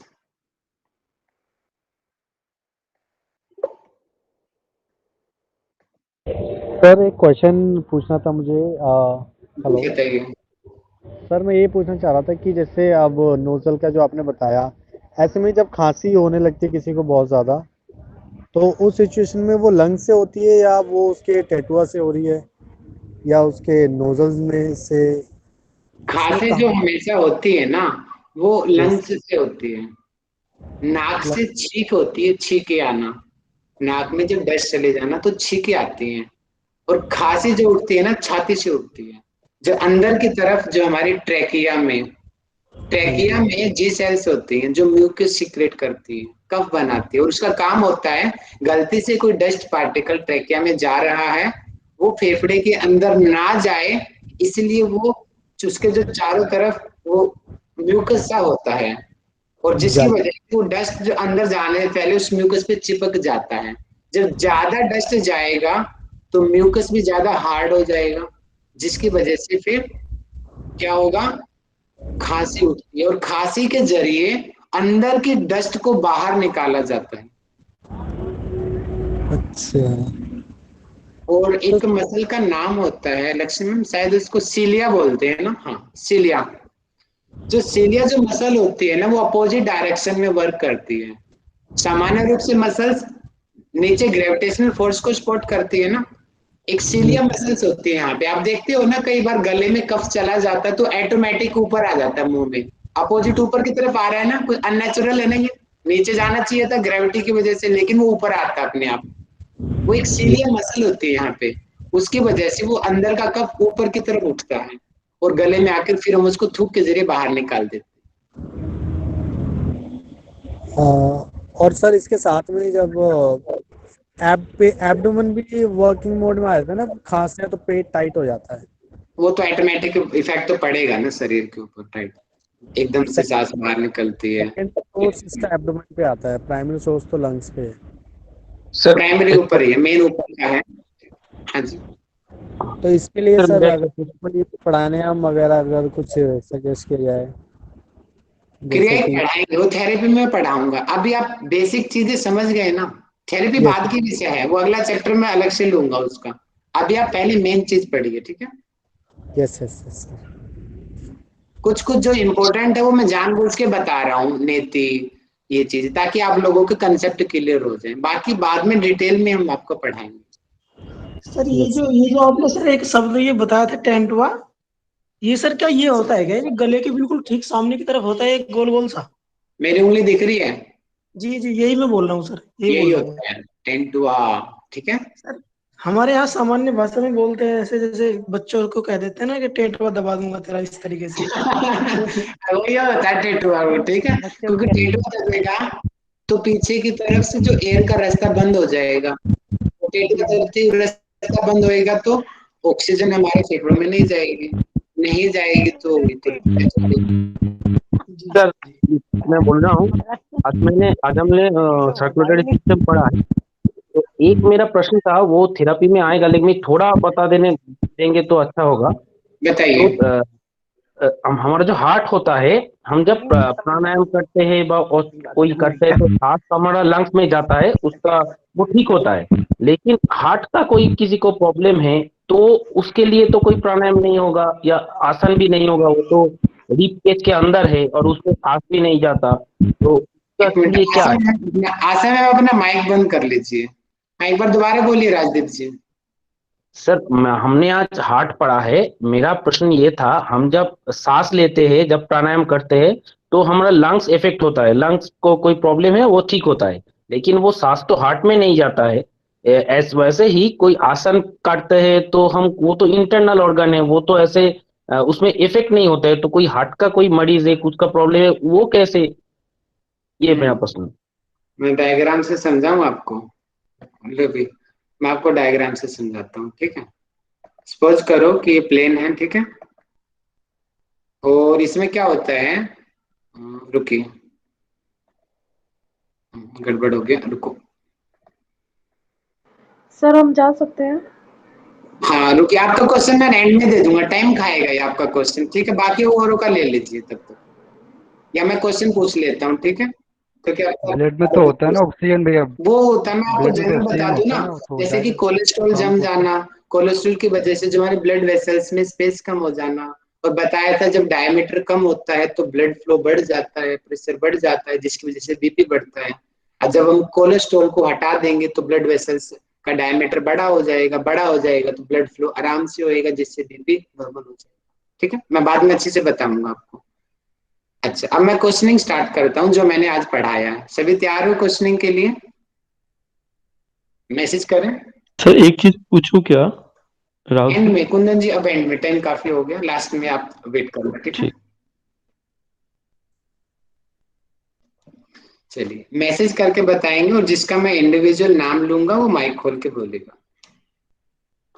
तो मुझे बताएंगे सबसे पहले विभा नागपाल जी, आप मुझे बताएंगे कि what is cardiac cycle? Sir cardiac cycle में एक पूरा सर्कल होता है, एओर्टा से ब्लड आता है, सॉरी हाँ पल्मोनरी जो है, एक सेकेंड सर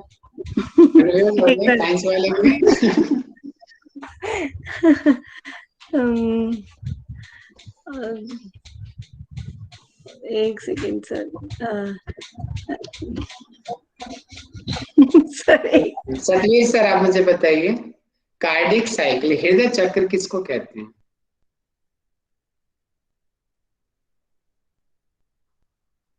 बहुत बढ़िया मीनाक्षी जी, बहुत अच्छा आंसर किया आपने। प्रेरणा जी वेरी गुड। सतवीर से सुन पा रहे हो आप?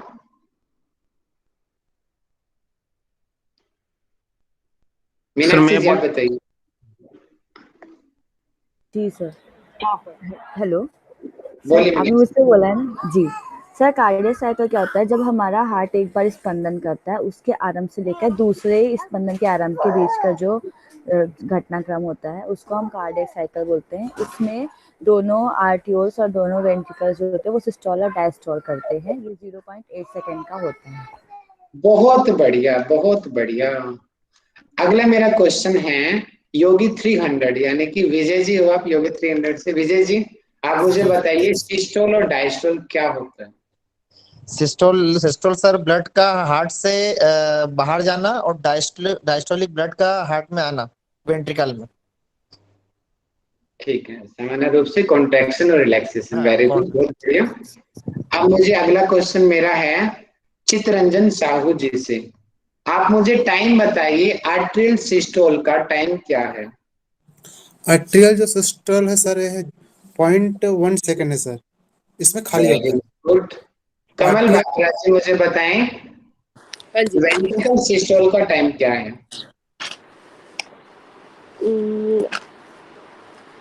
0.7।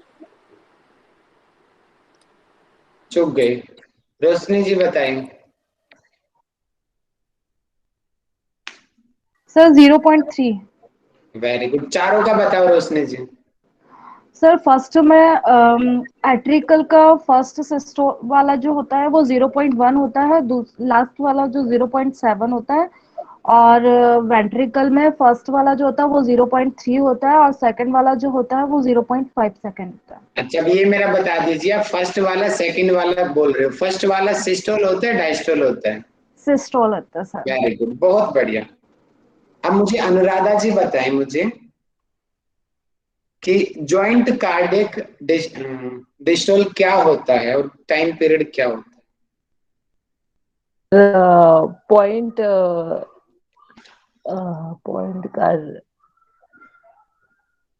पॉइंट कार्डियक जो खून भरने का जो टाइम रहता है उसको, सॉरी है? थोड़ा सा चुप गए आप। कुंदन कुमार जी जी सर, बताइए। Joint cardiac systole sir 0.4 second का होता है, और इस टाइम पे आर्टरीज और वेंट्रिकल दोनों जो है काम करना बंद कर देता है। वो रिलैक्स उस टाइम पे हमारा आप तो कह रहे हैं रिलैक्स कर रहे हो, आर्ट्रियम और वेंट्रिकल। वेरी गुड जी, रिलैक्स। मुझे भावना चौधरी जी मुझे बताएं कि हमारा हार्ट जो है एक बार में कितना खून बाहर निकालता है, एक बार में कॉन्टेक्ट होने पर? एक बार में आपने बताया था 5 लीटर एवरी पर मिनट। मैंने एक बार बोला है, वन टाइम, वन बीट पूछा बोला। 70 ml। वेरी गुड, बहुत बढ़िया। अब मुझे बताएंगे, अगला क्वेश्चन मेरा है सोना जी से। सोना शेख जी आप मुझे बताएंगे कि जो ब्लड का जो प्रेशर है उसकी डेफिनेशन क्या है, किसको हम ब्लड प्रेशर कहते हैं? सर जिसमें ब्लड प्रेशर बढ़ जाता है, जैसे 120 है तो वो ये बढ़ डेफिनेशन जाएगा। पूछ रहा हूँ, ब्लड प्रेशर कहते किसको हैं? पहले डेफिनेशन क्लियर करो ना, बाकी फिर आगे बढ़ो आप। डेफिनेशन क्या है ब्लड प्रेशर की? उसका हार्ट बीट बढ़ जाना। नो। मैं बताऊं? भैया मैं बताऊं? रानी जैन जी बताइए। जो वेसल हाँ भैया, जो रक्त वाहिकाओं में के भीतर जो रक्त का प्रभाव रहता है उसका दबाव बढ़ जाता है तो उसको ब्लड प्रेशर यानी रक्तचाप का बढ़ना कहते हैं।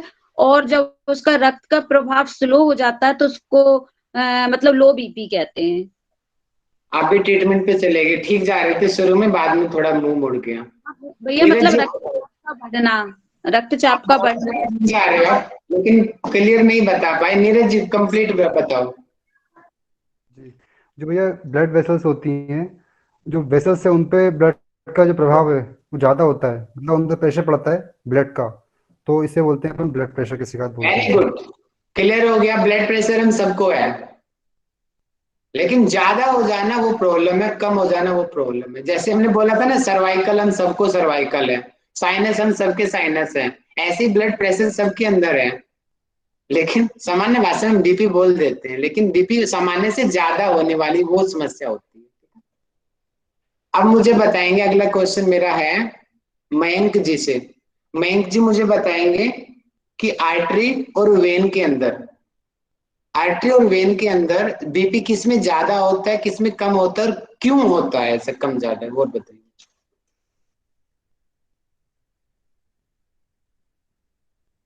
मयंक जी। राधिका जी आप बताइए।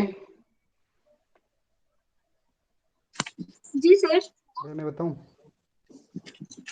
मैसेज कीजिए, मैसेज देख रहा हूं बाकी लोगों की। भैया आरटी में शुद्ध रक्त पहुंचता है ना, तो रक्त का दबाव कम हो जाता है। वेन्स में शुद्ध रक्त होता है तो।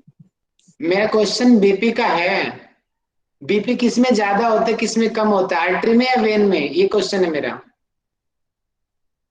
आरटी में ज्यादा होता है भैया, रक्त प्रवाह बढ़ता है। क्यों?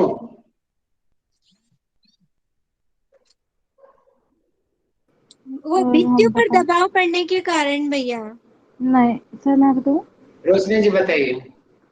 सर क्योंकि वो हार्ट के पास होती है, बहुत ज्यादा क्लोज होती है, इसलिए उसको उसका जो होता है वो ज्यादा होता है, और वेनस जो होती है वो दूर होती है, इसलिए उसका कम होता है रक्तचाप। वेरी गुड, इसीलिए लेफ्ट हैंड पे ही हम बीपी चेक करते हैं, क्योंकि लेफ्ट हैंड हमारे हार्ट के पास होता है। अगला मेरा क्वेश्चन है, अब मुझे बताएंगे भावना चौधरी जी, अब आप मुझे बताएंगे कि रिस्पिरेशन कितने प्रकार का होता है। रेस्पिरेशन आपने 2 प्रकार का बताया है, एक तो एक्सटर्नल और एक इंटरनल। जो एक्सटर्नल होता है वो जो होता है वो होता है एल्वेलाई और लंग्स के बीच होता है, और जो इंटरनल होता है वो टिश्यूज एंड सेल्स के बीच होता है। ठीक जा रहे थे, गड़बड़ कर दिया थोड़ा सा। अंजना शर्मा जी, इनकी गलती बताइए।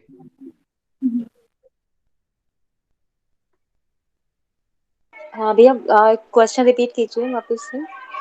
चलो मेरा सेम क्वेश्चन आपसे है कि इंटरनल और एक्सटर्नल जो रिस्पिरेशन होता है वो कहाँ कहाँ होता है, ये मेरा क्वेश्चन है। इंटरनल एक्सटर्नल भैया मुझे भी क्लियर नहीं है, सॉरी। मैं बताने का प्रयास करूं? रानी जी बताइए। मैं बताने का प्रयास करूं? मसल्स पर होता है, डायफ्राम में होता है भैया। ओ तेरे, आप तो कहाँ चले गए। कुंदन जी बताओ। ये जो एक्सटर्नल होता है वो पल्मोनरी रेस्पिरेटरी होता है, और इंटरनल वो टिश्यू रेस्पिरेशन होता है। अब किन किन के बीच में होता है, ये तो भावना जी ने बता दिया था, वो जो वो गलती बता दी इन्होंने, किन किन के बीच, वही मैं आपसे पूछ रहा हूँ किस किस के बीच में एक्सचेंजिंग होती है इंटरनल और एक्सटर्नल में, गैसेस एक्सचेंज होती हैं, उन नाम क्या है, किन किन के बीच होती है। बहुत ही कॉमन है, क्वेश्चन आ सकता है पेपर में। राजदीप जी आप बताइए। सर ये जो एक्सटर्नल है वो होता है हमारा जो बाहर से जो एयर एंटर करता है वो है एक्सटर्नल, और इंटरनल जो होता है वो कोशिकाओं के बीच में जो गैस का आदान प्रदान होता है उसको बोलते हैं। गैस का आदान प्रदान किस किस के बीच होता है भैया? अभी मैंने बताया था हीमोग्लोबिन में, याद आया? ब्लड के अंदर चेंज होती है ना, ब्लड हीमोग्लोबिन से CO2 चला जाएगा और वहां से हीमोग्लोबिन में आ जाएगा। ब्लड के अंदर ब्लड और एल्वोलाई आपस में एक्सचेंज करते हैं। और ऐसे ही टिश्यू के पास, सेल के पास में, वहां भी ब्लड से और टिश्यू के बीच में एक्सचेंज होती है। कंसेप्ट तो अपने क्लियर है? मुझे थोड़ा कंफ्यूजन हो गई अब, क्योंकि मैंने एल्वोलाई और लंग्स लिखा है, तो उसको प्लीज एक बार फिर से बताइए। लंग्स एक बड़ा चैम्बर है पूरा। एल्वोलाई गुब्बारे लाइफ स्ट्रक्चर है जहां पे एक्सचेंजिंग होती है। मैं बैठा हूं मेरे घर में 3-4 कमरे हैं, लेकिन जहां मैं बैठा हूं ये जगह छोटी सी है, वो एल्वोलाई है। वो पूरा बड़ा जो चैम्बर है, ये घर है, वो पूरा बड़ा वो लंग्स है, और छोटा पार्ट है वो एल्वोलाई है। कल मैं एल्वोलाई को और अच्छे से बताऊंगा, फिर आपको और समझ आएगा। ठीक है? ये अल्वोलाई जी, को सर उसको कह सकते हैं ना, जैसे अंगूर के गुच्छे होते हैं, हाँ, तो वैसे ही हमारा जो अल्वोलाई हो गया वो अंगूर के गुच्छे के जैसे ही होता है। Very good. मीनाक्षी जी कुछ कह रहे हैं आप? सर जैसे कि हमारी किडनी होती है, उसमें उसकी यूनिट नेफ्रॉन्स होती है सबसे छोटी, वैसे ही हमारा रेस्पिरेटरी सिस्टम की यूनिट जो है वो एल्वोलाई होती है। जैसे हम देखते हैं समाज का सबसे छोटा सदस्य परिवार का एक सदस्य होता है, वैसे ही एल्वोलाई भी एक सदस्य है जो हमारे गैसेस के एक्सचेंज में काम आती है। थैंक यू मीनाक्षी जी। अगला मेरा क्वेश्चन है, मुझे बताएंगे श्रीनिवास पांडा, आपका नाम सॉरी मैं ये दिख रहा है मेरे को, श्रीनिवास पांडा जी, आप मुझे रेस्पिरेटरी ट्रैक्ट बताइए। पहले अपना नाम बताइए, फिर आपको आंसर बताइए। जी, वो नाक से होते हुए फेरेंक्स, लेरेंक्स, ट्रेकिया, देन तो उसके बाद फिर आता है वो लंग्स, डायफ्राम। बहुत जम कर गए आप, कुछ चीजें छोड़ दिया आपने। जयसूरी उमरई जी, जयसूरी उमरई जी, आप बताइए मुझे रेस्पिरेटरी ट्रैक्ट के बारे में।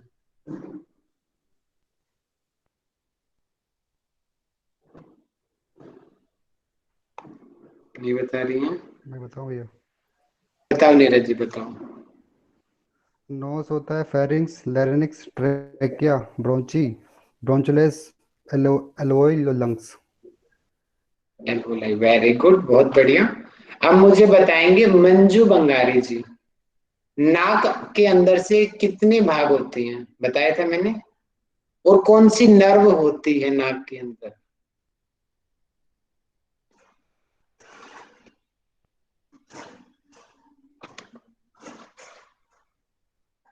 इतना टाइम मत लिया करो, बाकियों का भी टाइम वेस्ट होता है फिर। प्रेरणा जी आप बताइए।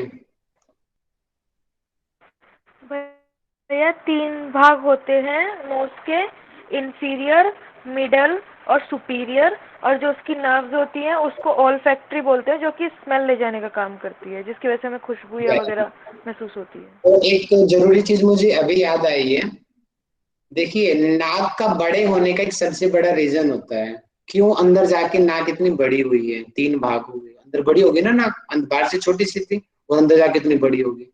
बड़ी होने का रीजन ये होता है, बाहर की अगर जो ठंडी हवा होती है वो भी गर्म हो जाती है अंदर जाकर के। ठंडी हवा अगर गलती से भी लंग्स में गई तो लंग्स को नुकसान होगा। तो नाक का जो अंदर का जो सरफेस एरिया जो बड़ा है, वो बढ़ने का रीजन ये होता है, जब नाक अंदर ऑक्सीजन अंदर जाके सांस घूमेगा और उसको टाइम लगेगा, एकदम से अंदर नहीं जाएगी वो, बाहर के डस्ट पार्टिकल को भी रोक लेगी वो, ठीक है, उसकी स्मेल भी जाएगी और उसका टेम्परेचर भी बदल जाएगा, बॉडी टेम्परेचर के अकॉर्डिंग हो जाएगा। इसीलिए नाक का जो अंदर से पोर्शन बड़ा होता है, उसका रीजन। अगला क्वेश्चन मेरा है, मुझे बताएंगे सतवीर सर, आप मुझे बताएंगे फेरिंग्स के कितने पार्ट होते हैं?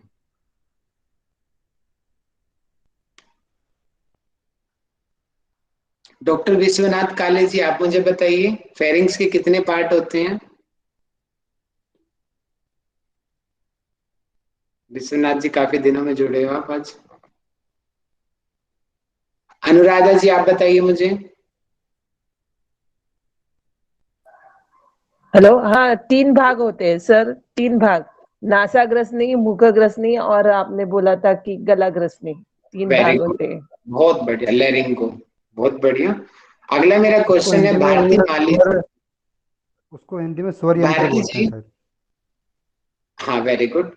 भारती माली जी, आप मुझे बताएंगे पैरानेजल साइनस कहाँ होते हैं और कितनी इनकी संख्या होती है, कौन कौन सी हड्डी में होती है?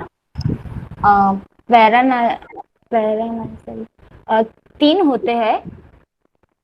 सॉरी।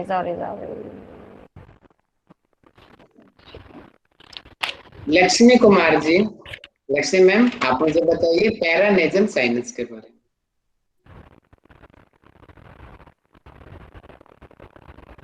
वेरी गुड मीनाक्षी जी, बहुत बढ़िया कुंदन जी। अच्छा। लक्ष्मी मैम चले गए क्या फोन छोड़ के? भैया मैं बताऊं? अरे वाह, रानी जी बताओ, रानी जी बताओ। भैया 4 में होते हैं इसके। ये होता है एमोनाइड साइंस और एस्पोनाइड साइंस और फ्रंटल साइंस और मैक्सिलरी साइंस। बहुत बढ़िया, कोशिश बहुत अच्छी है, वो धीरे धीरे प्रोनाउंसिएशन सुधर जाएगा आपको। इथेमोइड साइनस, साइनस होता है वो, ठीक है। स्फिनोइड साइनस आवाज लगा रहे थे क्या? ना जी, सॉरी मैं किचन में तो आप तो चले गए किचन में घूमने, है ना। काम रहता है सर इस समय, मैडम बड़ा मुश्किल से क्लास अटेंड मुझे आप, लक्ष्मी मैम आपसे मेरा क्वेश्चन है, आप बताओ जब हम रोते हैं तो हमारी नाक से पानी क्यों आता है? सर हमारा जो लैक्रिमल ग्लैंड है आई के पास और नाक इंटरकनेक्टेड होते हैं, इस वजह से। कौन सी डक्ट होती है वो जो इंटरकनेक्ट करती है? नेजो एक्रिमल होती, शायद नाम ऐसी कुछ है sir. नेजो lacrimal duct. Very good, बहुत बढ़िया, बहुत बढ़िया। अगला मेरा क्वेश्चन है अंशुमान जी से। अंशुमान जी, आप मुझे बताएंगे फेरिंग्स कितने प्रकार का होता है? फेरिंग्स तो पूछ लिया, सॉरी क्वेश्चन रिपीट हो गया। आप मुझे एपिग्लोटिस के बारे में बताइए। एपिग्लोटिस। अंशुमान जी आप भी छोड़ के चले गए क्या? बताओ प्रेरणा जी, बताओ एपिग्लोटिस। भैया ये वो होता है, क्या बोलते हैं, इलास्टिक वाले फाइबर से बना होता है और ये मतलब ये दबने का काम करता है। किसको दबता है ये? मतलब या तो ये नोज में, यहाँ पे होता है, गले में होता है, ताकि जो खाना है वो फूड जो सांस हम ले रहे हैं सांस वाली पाइप में ना नहीं चला जाए, खाने वाली पाइप में ही जाए, तो उसको बंद कर देता है। वेरी गुड, बहुत बढ़िया आंसर किया आपने। और अब मुझे बताएंगे अगला क्वेश्चन मेरा अंजना शर्मा जी से। आप टेंटुए के बारे में बताइए, और टेंटुआ का अन्य नाम क्या होता है? क्या भैया दोबारा से? टेंटुआ, हाँ एडम्स एप्पल में भी शायद यही है, मुझे याद आ रहा है थोड़ा। ठीक यही है ना? हाँ यही है ना भैया? ठीक है, ओके, बहुत बढ़िया। तो आज मैंने इतना ही कराया था, ठीक है, बाकी हम कल पढ़ेंगे। अब किसी का डाउट हो तो अब बताइए अपने। Thank you sir. सर जा सकते हैं ना? एक डाउट है भैया। प्रणाम ये हाँ जी, कुछ कह रहे हो मीनाक्षी जी? हाँ सर, एक डाउट है कि जैसे हमने बोला था कि जो हम धोती करते हैं वो हम एसोफेगस में डंड धोती करते हैं, लेकिन जो प्रॉब्लम होती है कफ की, वो तो हमारे विंड पाइप में भी होता है ना कफ, तो मतलब लंग से रिलेटेड कुछ प्रॉब्लम होती है तो भी हम डंड धोती बाबा कराने को बोलते हैं। तो फिर अगर हम उसको फूड पाइप में डाल रहे हैं तो वो विंड पाइप की प्रॉब्लम को कैसे दूर करेगा? वो विंड पाइप की प्रॉब्लम को दूर नहीं करता, लेकिन इनडायरेक्टली उसमें हेल्प करता है। विंड पाइप की प्रॉब्लम के लिए प्राणायाम किए जाते हैं। सर इसमें ये हो सकता है लॉजिक कि जो हमारा नेजल पैसेज होता है जो कफ का होता है, वो चूंकि जैसे हम खाना खा रहे थे, आपने देखा होगा जब हमें जुकाम होती है तो हम कई बार ना वो कफ को अंदर निगलते हैं, तो वो ट्रैक में नहीं जाके हमारे ओसिफेगस में चला जाता है। तो एक तरह से स्टोरेज का काम तो इसोफेगस से स्टमक में ही जाता है। दंड धोती करने से या फिर ये वस्त्र धोती करने से वही कफ निकल के चिकनाई जो है चिपक के बाहर आ जाती है, म्यूकस। देखिए यहाँ पे इसके ऊपर हमारा फेरिंग्स है, गले में भी कफ रुकता है।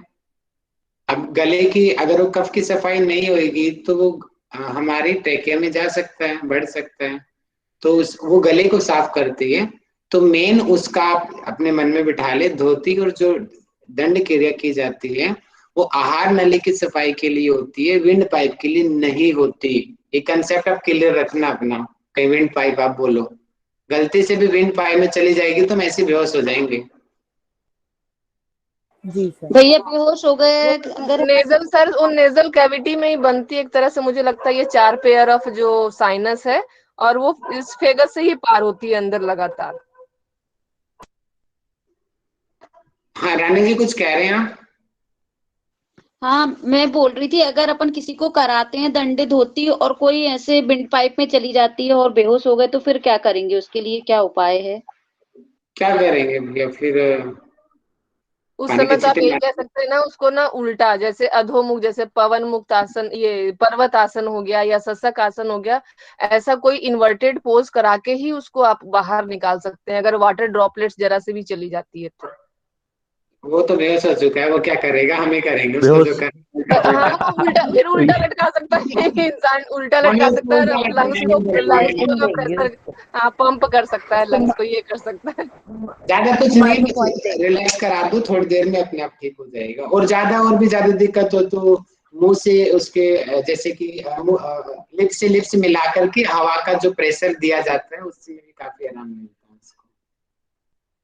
मर्म पॉइंट देंगे भैया। सर हाँ मर्म चिकित्सा भी पॉइंट भी दबा सकते हैं अस्थमे का, हाथों से हाथ पैरों को रगड़ना, उसमें भी हाँ रगड़न का जो काफी दो इफेक्ट होते हैं ना, उसको नाक के नीचे दो होते हैं गैप वहाँ पे। कुंदन जी का हाँ भैया, प्रश्न काफी देर से, कुंदन जी को सुन लेते हैं हम, काफी देर से कुंदन जी वेट कर रहे हैं। कुंदन जी बताओ। एक हार्ट से रिलेटेड मेरा एक क्वेश्चन था। जैसे हम धड़कन की धक धक की आवाज आती है, लब डब जिसको कहते हैं, क्या वो साउंड हमारे जो हमारा कपसिप वॉल जो है उसके बंद और खुलने की आवाज से वो आती है या फिर कोई और रीजन है? हाँ ये इन वॉल्स की धड़कन होती है। जो लब की साउंड होती है वो सेमी ल्यूनर वॉल्व की होती है, और जो डब की साउंड होती है ना वो इनकी हाँ ट्राइकस्पिड वॉल्व की होती है। ट्राइकस्पिड की, हाँ लब डब लब डब की, बिल्कुल बिल्कुल। वो बताना रह गया, थैंक यू आपने याद दिला दिया। थैंक भैया एक बार दोबारा बताना। भैया ये वॉल्व, भैया भैया हाँ ये वॉल्व खराब भैया होते एक हैं, घंटा वॉल्व चार्ट दोबारा बोलते बता हैं दो कि जो वॉल्व आवाज चार्ट आती होते है। हैं। ये वॉल्व है, यहाँ से खून जा रहा है और खून को वापस आएगा तो एकदम से जो पहले ही अर्धचंद्राकार का था ना वो खून को रोकेगा, आने से जाएगा लब रोक देगा, आवाज आएगी, इससे आवाज पैदा होती है ताकि वो खून की वापस बैक फ्लो को रोकते हैं ये वॉल्व। तो खून टकराता है ना जब वॉल्व से, टकराने से आवाज उत्पन्न होती है, वही लब डब। अच्छा भैया मैं बोल रहा था, वो 3 चीजें पढ़ाई थी आपने, मैं एक प्रश्न पूछूं? और एक और चीज पढ़ाई थी। प्रेरणा जी समझ नहीं आया क्या बोल रहे हो? बता रहे हो ना ये?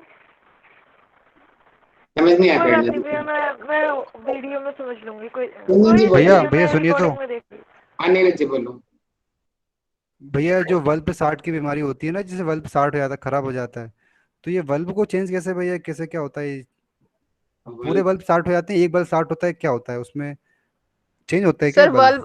वाल्व का है ना, वाल्व घिस जाते हैं एक्चुअली में। जो वाल्व है ना वो थोड़े से कैल्शियम के बने हुए थे, कार्टिलेज के, तो इनका ना लगातार काम करने से इसके ना ठीक उस तरह काम करते हैं। आपने देखा ना फिल्म में वो अमिताभ बच्चन वाली फिल्म थी ना जंजीर, जिसमें दरवाजा खोल कर जाता है, जो अपने आप ऑटोमेटिक बंद हो जाते हैं, पहले चलते थे जमाने में, अब तो हट गए। एग्जैक्टली इसी तरह से काम करता है। तो ये करते करते ना घिस जाता है, तो इसकी जो जैसे बंद होना है तो बैक फ्लो रोक देता है, तो ये घिस गया तो ब्लड लगातार बह रहा है, ऊपर जाना सब उसका डिस्टर्ब हो जाता है। तो इसको क्या करते हैं, वही जस्ट दरवाजा है ना उसी की जगह वो आर्टिफिशियल लगा देते हैं। समझ आ गया नीरज जी? ये बीमारी वाला क्वेश्चन है जो आपने पूछा था अभी।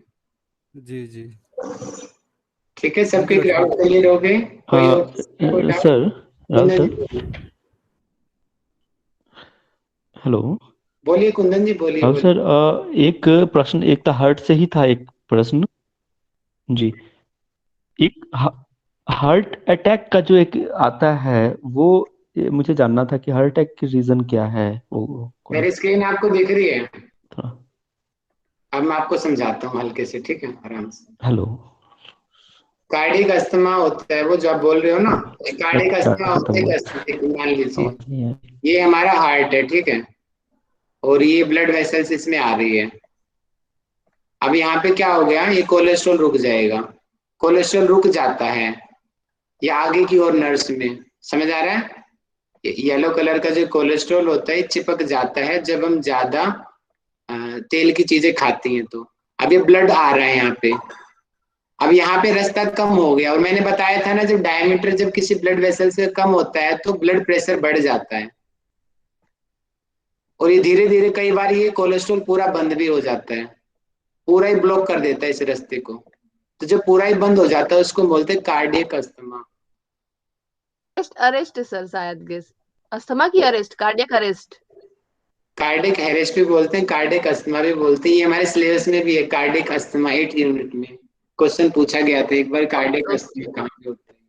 और एक एंजाइना पेक्टोरिस भी इसी तरीके से समस्या होती है, वो उसमें भी इसी तरीके से कोलेस्ट्रॉल वगैरह रुक जाता है और उसमें वो फ्लो रुक जाता है, जिसकी वजह से आगे की तरफ ब्लड फ्लो नहीं होता है। और डॉक्टर क्या करते हैं इसमें, या तो यहाँ पे वो लगाते हैं स्टंट डालते हैं, स्टंट क्या करता है इसको हटा देता है यहाँ से, और स्टंट उसको आर्टिफिशियली कोलेस्ट्रॉल को पीछे की तरफ धकेल देता है, रास्ता खुल जाता है। और दूसरा आपने बाईपास सर्जरी सुना होगा ना, ये रास्ता तो बंद हो गया तो क्या करेंगे, पहले वाली जगह से और आगे वाली जगह से आर्टिफिशियली नर्व को जोड़ दिया जाता है। ब्लड फ्लो जो यहाँ से होना था अब वो साइड से होके जाता है, ये बाईपास सर्जरी होती है ये। तो बट इसमें भैया सही नहीं बाईपास होती है कुछ टाइम के लिए, मतलब वो भैया ना से तो अच्छा है ना, कुछ समय तो जिएगा ना वो आदमी की सांस हाँ बंद वो हो भी गई, उससे तो अच्छा है कि वो चाहे सर्जरी करा के वो जी तो ले। अच्छी तो नहीं होती मानते हैं हम, लेकिन इमरजेंसी में क्या करेगा आदमी। ठीक है जी, जैसे ब्लड को टाइम लगता है फिर आने में घूम के, इसलिए काफी टाइम हो गया, अब क्वेश्चन आते रहेंगे, हम कल मिलते हैं। ठीक है, नमस्ते सभी को। शांति पाठ तो कराया नहीं आपने? अरे शांति पाठ आज मीनाक्षी जी कराएंगे शांति।